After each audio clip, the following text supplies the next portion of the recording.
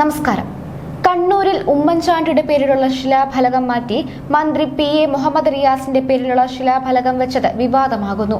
2025 May 15 Oommen Chandy ഉദ്ഘാടനം ചെയ്ത പയ്യാമ്പലത്തെ കുട്ടികളുടെ പാർക്കിന്റെയും കടലോര നടപ്പാതയുടെയും ശിലാഫലകം മാറ്റിയാണ് പുതിയത് സ്ഥാപിച്ചത്.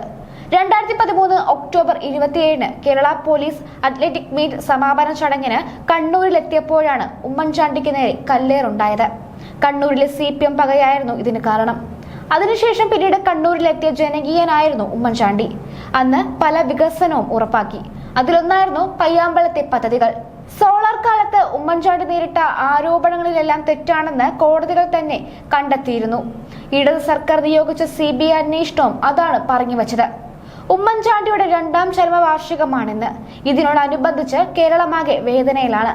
അതിനിടെയാണ് ഫലകമാറ്റ വാർത്തയും എത്തുന്നത്. 2022 മാർച്ച് 6 പാർക്കും നടപ്പാതയും നവീകരിച്ചത് മന്ത്രി റിയാസ് ഉദ്ഘാടനം ചെയ്തു എന്നാണ് പുതിയ ഫലകത്തിലുള്ളത്. ഉമ്മൻചാണ്ടിയുടെ പേരുള്ള ശിലാഫലകം കുപ്പത്തൊട്ടിൽ തള്ളി അതിമേൽ ചൂലെടുത്തു വെച്ചതായാണ് കണ്ടതെന്ന് DCC പ്രസിഡന്റ് മാർട്ടിൻ ജോർജ് ആരോപിച്ചു. അദ്ദേഹത്തോടുള്ള അനാദരത്തിൽ വലിയ പ്രതിഷേധമാണ് ഉയർന്നത്. സംഭവത്തിൽ നടപടി ആവശ്യപ്പെട്ട് tourism secretary K ബിജുവിന് DCC president പരാതി നൽകി. ഉമ്മൻചാണ്ടിയുടെ പേരിലുള്ള ഫലകം കോൺഗ്രസ് പ്രവർത്തകർ പാർക്കിന്റെ കവാടത്തിന് താഴെ വെച്ചു. അങ്ങനെ വിവാദം കൊഴുക്കുകയാണ്. ഉമ്മൻചാണ്ടിയുടെ ശിലാഫലകം എടുത്ത് മാറ്റിയാൽ ശക്തമായ പ്രതിഷേധം ഉണ്ടാകുമെന്ന് മാർട്ടിൻ ജോർജ് പറഞ്ഞു. ശിലാഫലകം മാറ്റിയത് സംബന്ധിച്ച് ജില്ലാ ടൂറിസം പ്രൊമോഷൻ കൗൺസിൽ ഭാരവാഹികളെ ബന്ധപ്പെട്ടെങ്കിലും മറുപടി ലഭിച്ചില്ല. ഉമ്മൻചാണ്ടി നവീകരണോദ്ഘാടനം നിർവഹിച്ച പാർക്ക് വീണ്ടും നവീകരിച്ച ശേഷം ടൂറിസം മന്ത്രിയുടെ ക്രെഡിറ്റിലാക്കിയതായാണ് ആക്ഷേപം. ഉമ്മൻചാണ്ടിയുടെ പേരുണ്ടായിരുന്ന കണ്ണൂർ പയ്യാമ്പലത്തെ നടപ്പാതയുടെ ഉദ്ഘാടന ശിലാഫലകം DTPC എടുത്തു മാറ്റിയതിലാണ് പ്രതിഷേധം.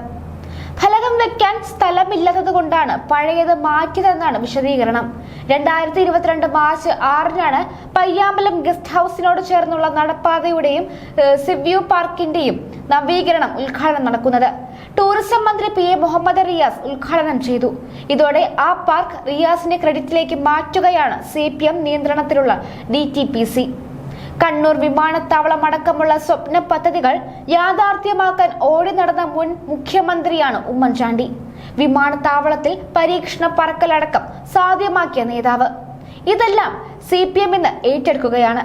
ഇതിന് സമാനമായി പയ്യാമ്പലത്തെ പാർക്കും റിയാസിന് നൽകാനുള്ള ശ്രമമാണ് ഫലകം മാറ്റിവെക്കൽ.